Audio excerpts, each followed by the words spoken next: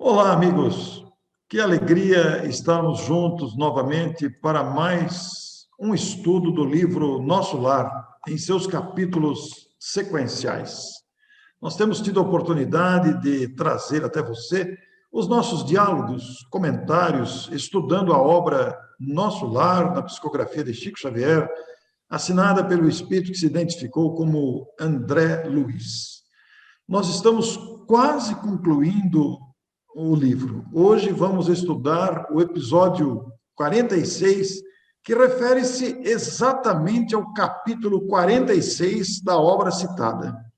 Sacrifício de Mulher é o título do capítulo. Américo Sucena, estamos quase concluindo a obra. Um capítulo muito importante esse, Sacrifício de Mulher, que vai nos dar um ensejo fabuloso de analisar aí a grandeza de Deus e a grandeza das almas também, Américo. Nós vamos ver hoje uma alma que está acima da média, aqui, vamos dizer, da Terra, porque vai fazer coisas que a gente nem supunha que era possível, né? Esse livro aqui nos mostra isso, esse e outros livros, né? Então, o André Luiz também vai ficar muito surpreso com essa alma bastante adiantada. Vamos ver aqui o que nos aguarda na análise dos comentários que destacamos para esta noite. Bom, nós estamos aqui com uma identificação de tempo. Ele começa o capítulo dizendo que fazia um ano que ele estava ali nos trabalhos construtivos. Sentia uma grande alegria, ele aprendera a ser útil, encontrar o prazer do serviço, e isso lhe dava bastante júbilo, muita alegria, confiança em si mesmo. Ele não voltara ainda ao lar terrestre. Tinha um imenso desejo de saber notícias da esposa, dos filhos. Ele até tentava, Américo, pedir concessões para voltar à Terra, mas, ao mesmo tempo em que pensava, ele sentia alguma coisa dentro de si mesmo que o impedia de pedir. Ele estava ali, foi acolhido, tinha o carinho dos companheiros que trabalhavam com ele tinha sido muito bem instruído, acolhido, se sentia melhor, então não era justo precipitar as circunstâncias. Ele sentia dentro de si que cabia a ele mesmo aguardar, apesar da ansiedade.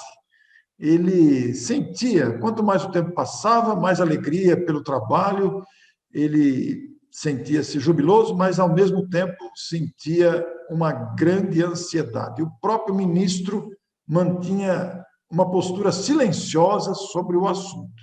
Apenas no Natal, nos festejos da elevação, tocara levemente no assunto, talvez até adivinhando a saudade da esposa e dos filhos. Mas nada ainda, Américo. Fica ansioso demais, né? Mas engraçado que nas primeiras vezes, nos primeiros capítulos, a ansiedade era muito grande, e aí ele investia. Então, quando é que eu posso? Quando é que eu não posso? A resposta era sempre uma negativa, né? E não assim, não vai ser. Mais à frente, a gente conversa, vamos esperar. A gente vai, inclusive, saber por que isso não aconteceu antes. Mas aqui ele já desconfia que não está na hora, porque agora ele nem tenta perguntar. Depois da convivência com os ministros ali, principalmente o Clarencio, né, ele aprendera muito com o Clarencio, na convivência com Narcisa, com Tobias, ele foi aumentando o seu nível de consciência diante das circunstâncias que surgiam ali. Parece que o seu nível de compreensão aumentou muito, Américo. Aumentou bastante. Agora ele fica quietinho, consegue, consegue suportar a ausência dos familiares. Até porque os companheiros que trabalham lá, o Tobias e a Narcisa, devem ter familiares na Terra que eles não veem toda hora. O Tobias, é claro, tem lá uma situação muito particular. Da Narcisa nós não sabemos, mas ela talvez tivesse encarnados na Terra que ela gostaria de ver. Mas isso há uma restrição, porque a vida na Terra é complicada e se a gente souber o que está acontecendo aqui, repercute negativamente do lado de lá. É interessante você se referir à situação particular de Tobias e Narcisa, porque muitas circunstâncias desses dois personagens não foram citados aqui, né? E talvez André até soubesse de algum detalhe, mas ele não se ocupou disso, pelo menos neste livro, ao referir-se a esses dois companheiros de trabalho. Porque, naturalmente, que algumas coisas, mesmo dos familiares desses dois personagens, talvez ele tenha presenciado alguma situação, mas não julgou útil É. transcrever aqui nos seus relatos, né? Mas, Américo, ele habituara-se a cuidar dos enfermos, inclusive a procurar, até a compreender até os pensamentos, as ansiedades dos enfermos para efetivamente ajudá-los. E não perdera o ensejo de ajudar Elisa, aquela personagem de sua vida familiar, quando encarnado. E ele estava ajudando ela, de maneira indireta, a novas tentativas que pudessem ajudá-la. E vai dizer aqui, ele vai confessar, à medida, porém, que se consolidava meu equilíbrio emocional, intensificava-me a ansiedade de rever os meus. A saudade doía fundo. É natural que tenha saudade. Afinal, está separado há quase uma década, Américo, da sua desencarnação. Há um ano trabalhando, mais 8 anos de umbral, mais um tanto ali de adaptação, quase uma década, sem saber notícias da família. É interessante a situação pessoal desse espírito André Luiz, uma década sem ter notícias da Terra, e, em compensação, de vez em quando era visitado pela mãe, que nunca o deixou, embora ela permanecesse em círculos mais altos, onde ele não podia ir. E na última vez que o visitou, Américo, ela disse que desejava torná-lo ciente de alguns projetos novos. Isso detonou a curiosidade dele. Que novas resoluções teria tomado a sua própria mãe? Nos primeiros dias de setembro de 1940, como o texto nos informa, a mãe foi até as câmaras de retificação do Ministério da Regeneração, depois de saudar carinhosamente a todos e ao próprio filho, comunicou então o propósito de voltar à Terra. Que coisa, voltar à Terra. Ele protestou, Américo, não gostou muito, não. Por que voltar à Terra? Não está bom aqui? Apesar da sua nova situação de equilíbrio e mesmo a saudade da família, ele não concordou muito que a mãe voltasse à Terra. E queria saber, naturalmente, manifestou aí uma certa curiosidade. E a mãe se referiu ao pai dele, marido dela, que estaria nas trevas. Mas ela dá uma notícia interessante sobre a situação do pai, que nós sabemos, ela já havia informado antes, desequilibrado, envolvido com outros dois espíritos com os quais ele se envolveu na última encarnação. O Laerte acabou se comprometendo com outras duas mulheres ainda durante o casamento, e ao desencarnar, elas o atraíram para o convívio com ele. E aí ele está ali nas regiões inferiores, mas o que o texto vai citar é interessante, Orson, porque ele cansou disso. Ele manifestou um pensamento íntimo de que ele estava cansado daquelas duas mulheres. E foi aí que a mãe do André Luiz, que nós não sabemos qual é o nome, tomou a decisão. Bem, agora, então, está na hora de reencarnar e ajudar a resolver esse problema, né? Recordando aos nossos telespectadores, apenas para quem não se lembra ou quem talvez não tenha visto capítulos anteriores, durante a encarnação do casal, que são os pais de André Luiz, Laerte, que é o pai, se envolveu clandestinamente com duas mulheres.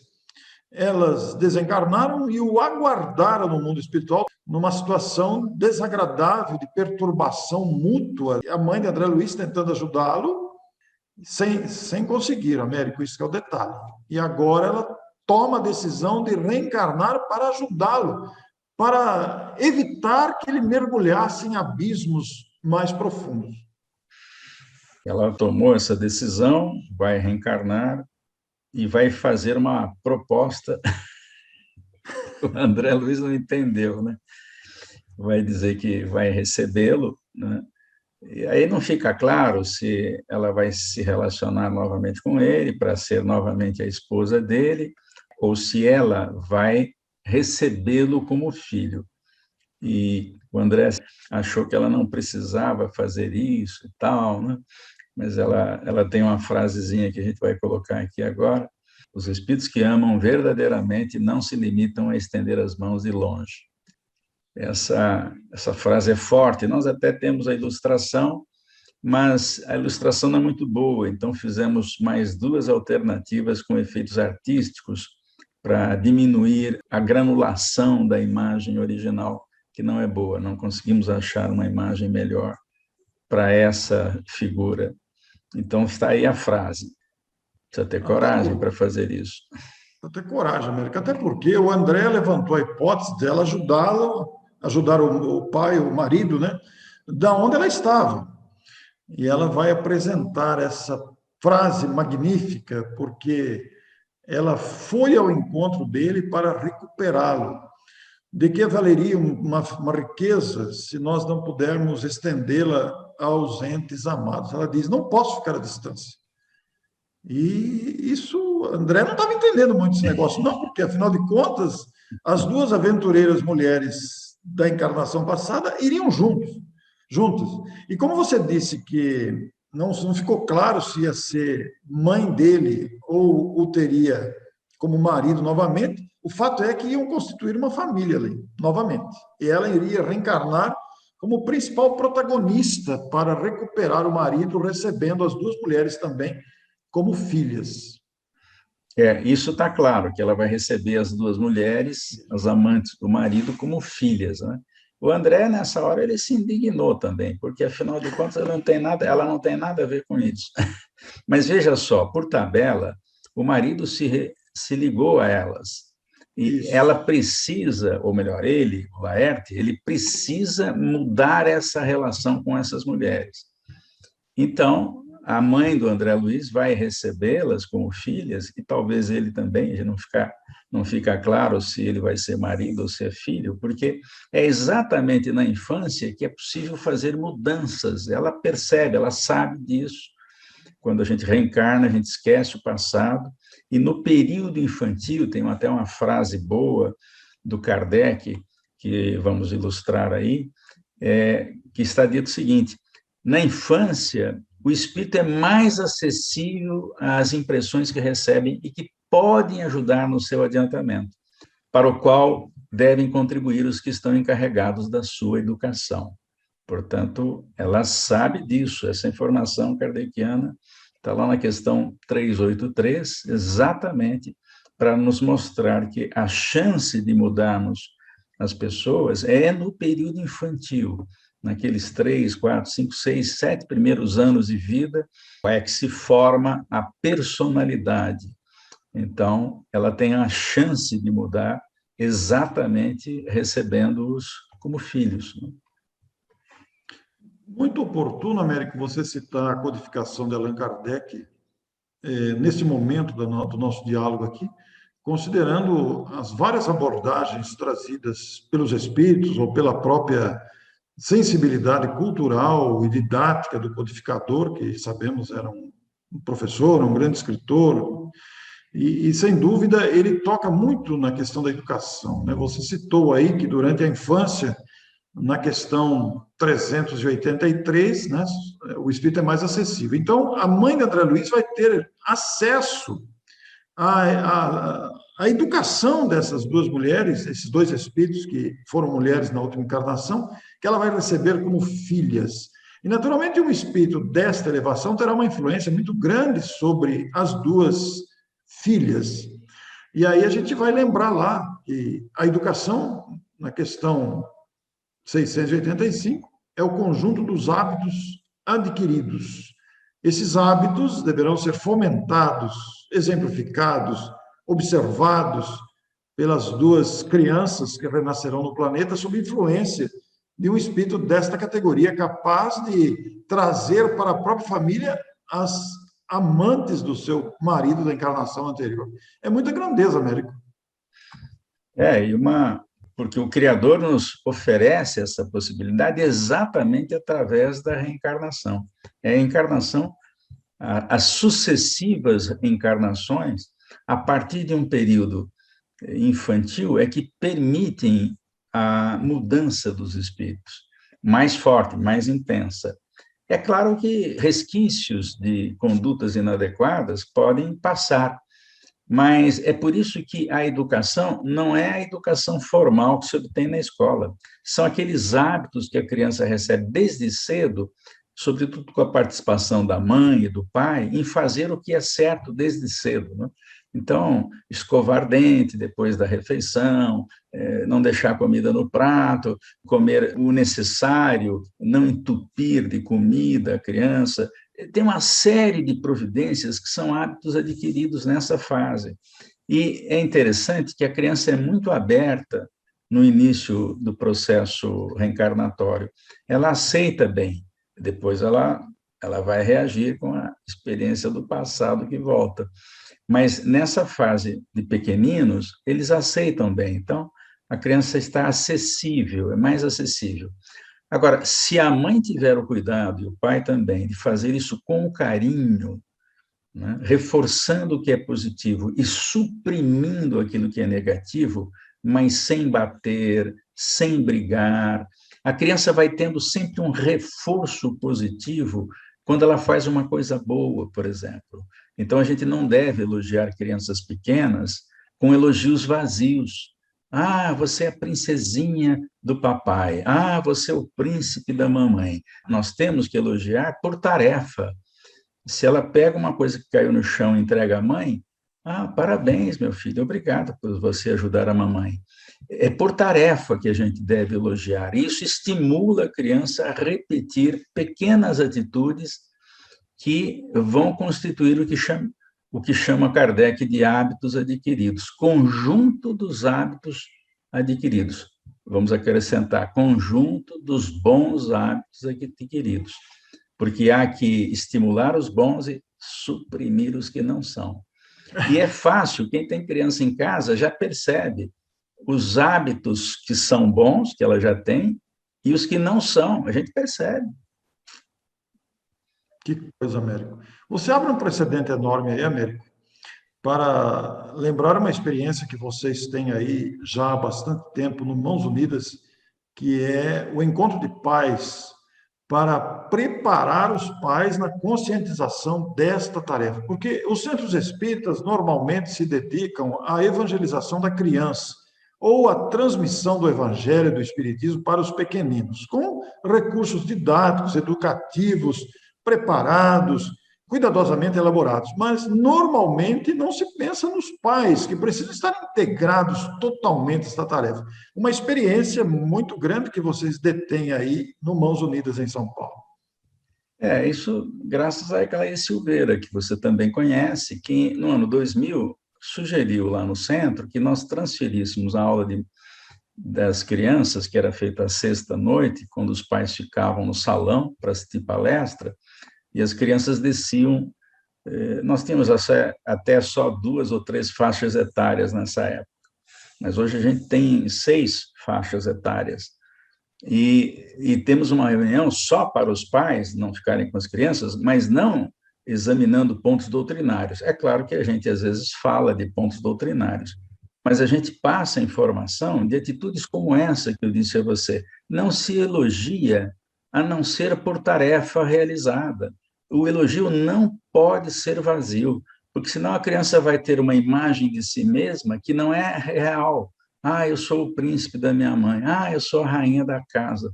Isso não leva a nada, porque ela pode se tornar uma criatura problema depois na vida adulta, por causa desse pequeno detalhe. Só um elogiozinho que a gente acha que está ajudando a criança, está atrapalhando. Elogio é por tarefa. É muito importante citar isso. Por ocasião da gravação deste episódio, nós temos gravações antecipadas, né? Nós deixamos um estoque de gravações para esses episódios.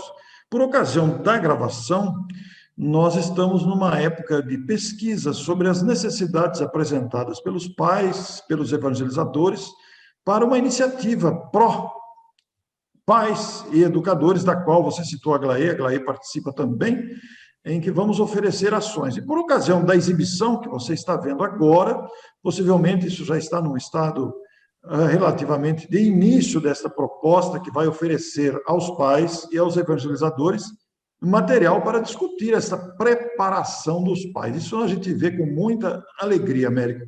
Mas voltamos aqui ao texto de André Luiz, e a mãe dele, pois não, Américo.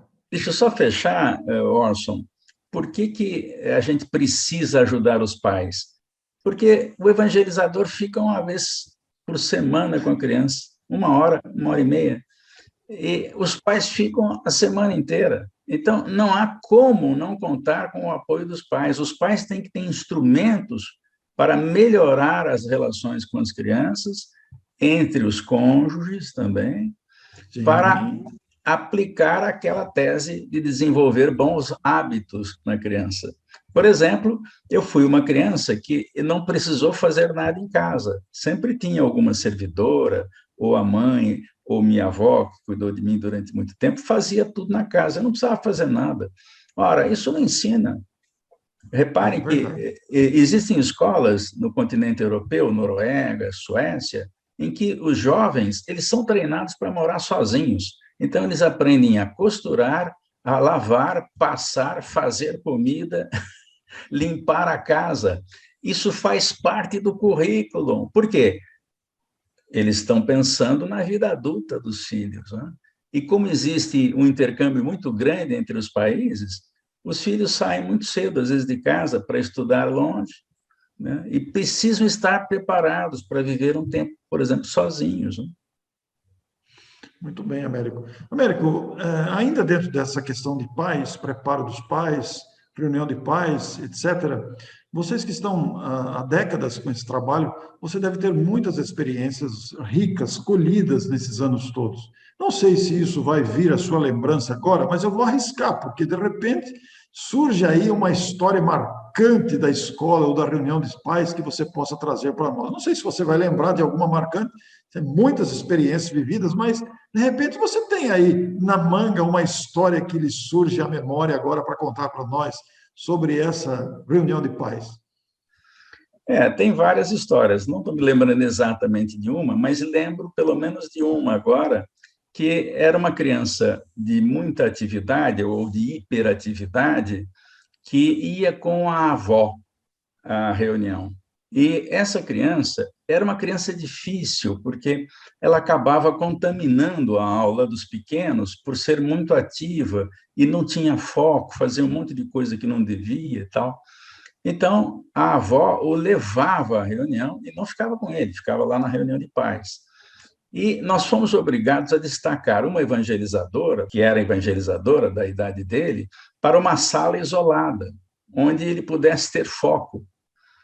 Essa criança cresceu e se tornou uma pessoa muito útil, muito interessada em aprender e fazer coisas. Eu não tenho notícias dela agora, mas foi preciso destacar o evangelizador só para ela, porque ela demandava isso, né? Essa é uma delas, mas tem dezenas de histórias que a gente poderia falar aqui. E agora, Américo, com a explosão de crianças prodígio que nós estamos vendo por toda parte, isso vai aumentar muito para desafio para os pais. Nessa semana mesmo, vimos a notícia do menino lá em Roraima, com 3 anos de idade, que sabe todo o alfabeto, fala inglês e processa complexos problemas matemáticos com 3 anos de idade. Daqui para frente vai ser assim, com mais incidência, né? Muito interessante isso.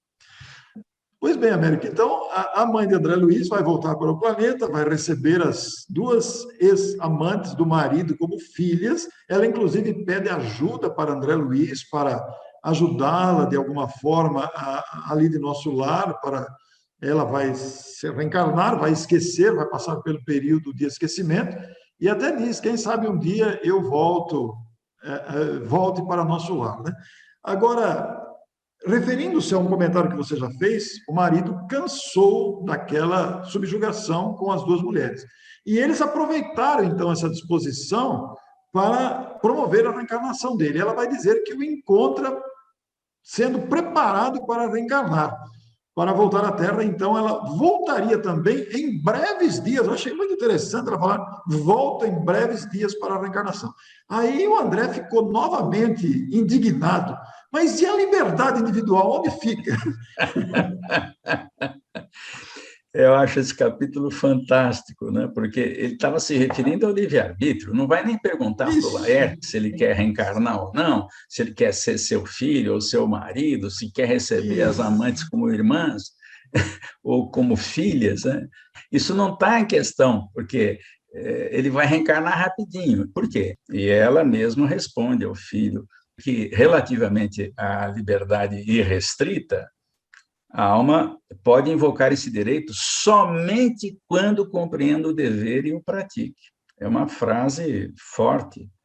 Então, só pode ter liberdade quem pratica o dever e, e faz o que deve.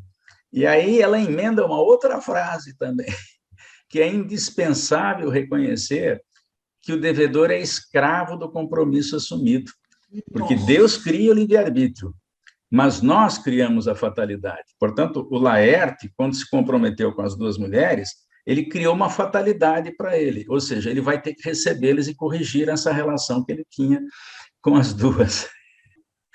A lei de Deus é perfeita. E É muito só simples. para que a gente tenha ajuda, que eu achei que valia a pena colocar essa frase aqui também, Orson, o Emmanuel Sim. resolve essa questão Ah, lá no livro que ele assina com o nome de Consolador, O Consolador. É um livro de perguntas e respostas muito interessante, publicado em 1940. E diz assim a frase, olha, determinismo e livre-arbítrio coexistem na vida, entrosando-se na estrada dos destinos. O primeiro é absoluto nas mais baixas camadas evolutivas, e o segundo amplia-se com os valores da educação e da experiência. Então, o determinismo é absoluto para quem é criança. Você não deixa uma criança fazer o que quer, não é isso? Você sim. vai aumentando a liberdade dela na medida que ela vai compreendendo, crescendo e entendendo o que está fazendo. Isso vale para os espíritos. O Laerte é uma criança do ponto de vista moral, não sabe o que faz da vida, né? Só complica, né? Então não tem o direito. Até porque, Américo, cumprindo o dever que a vida vai impondo, o espírito vai se tornando experiente e maduro pelo compromisso de responsabilidade e gravidade que consegue assumir.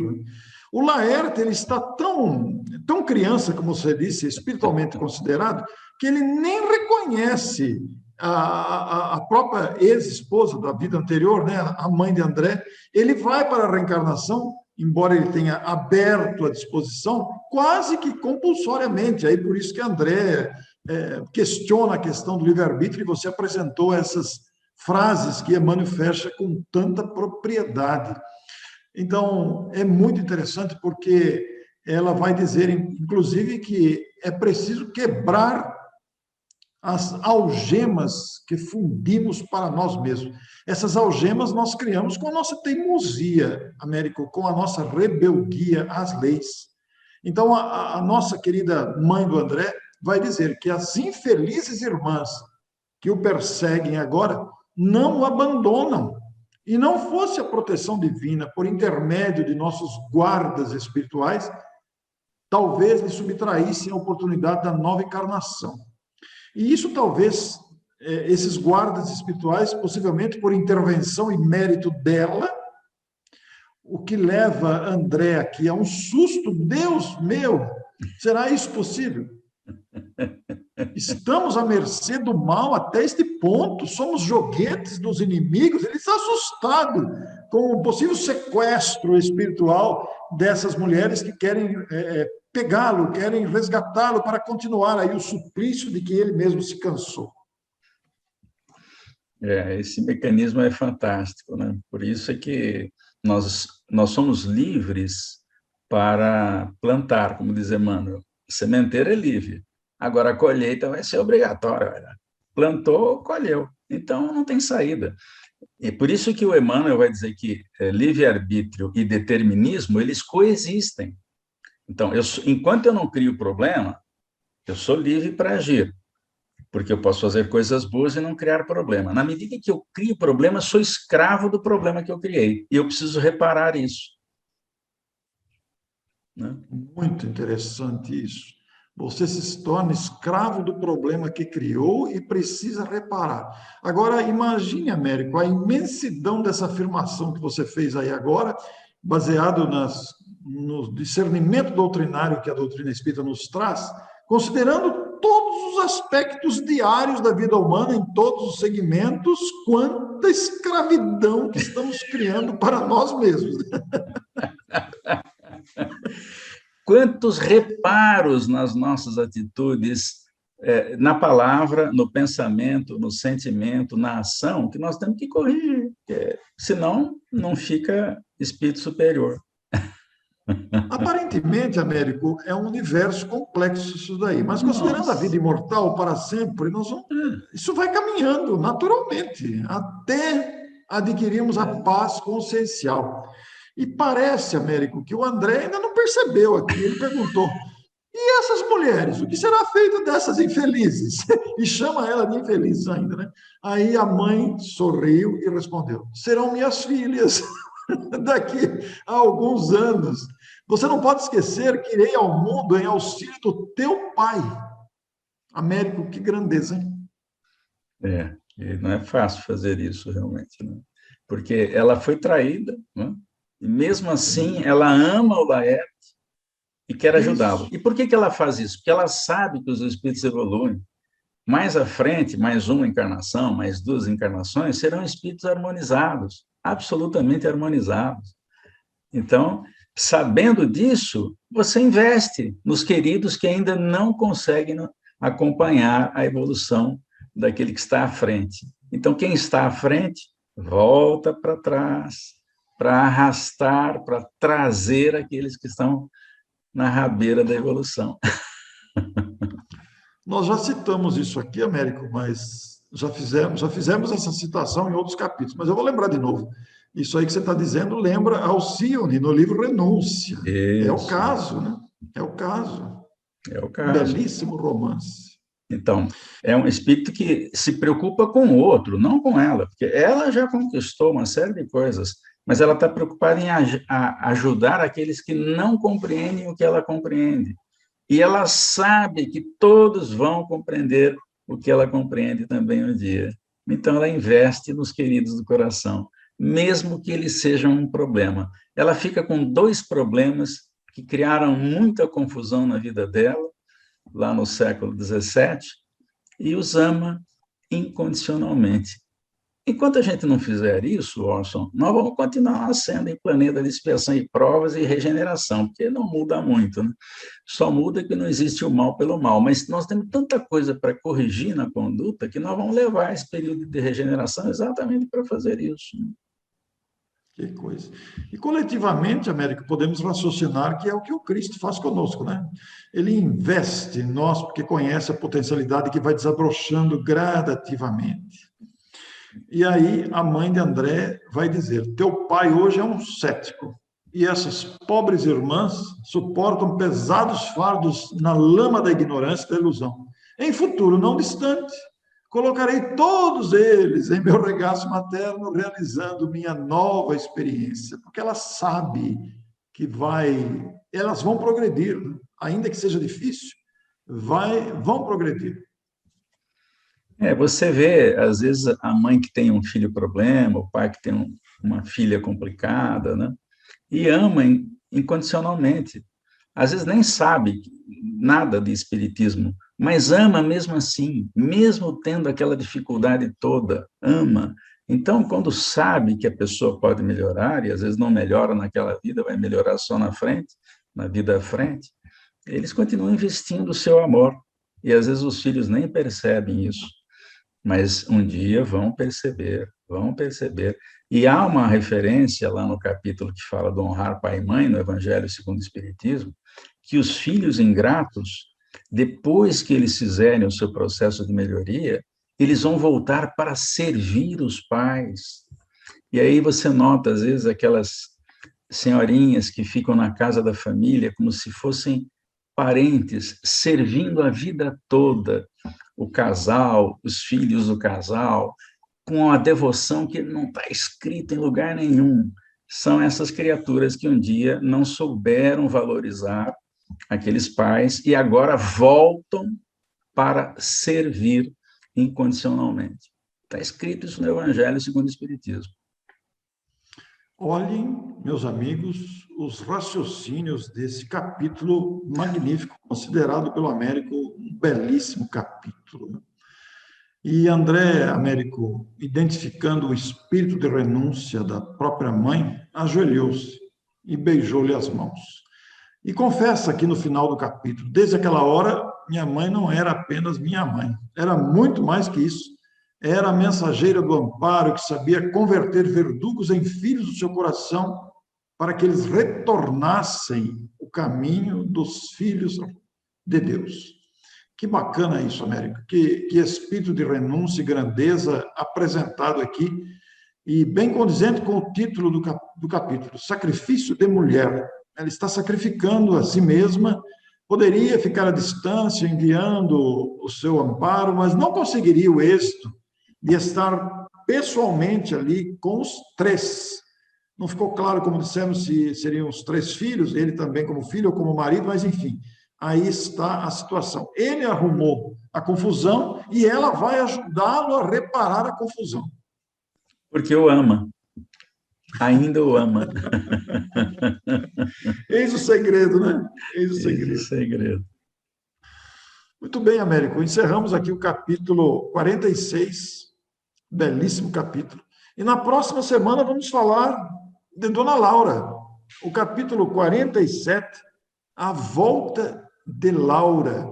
Eu acho que estamos todos ansiosos para o André, com referência à sua esposa Zélia e os filhos. Faz um ano que ele está com uma ansiedade danada, né? Mas ainda não é a semana que vem, Américo. Não, ainda não.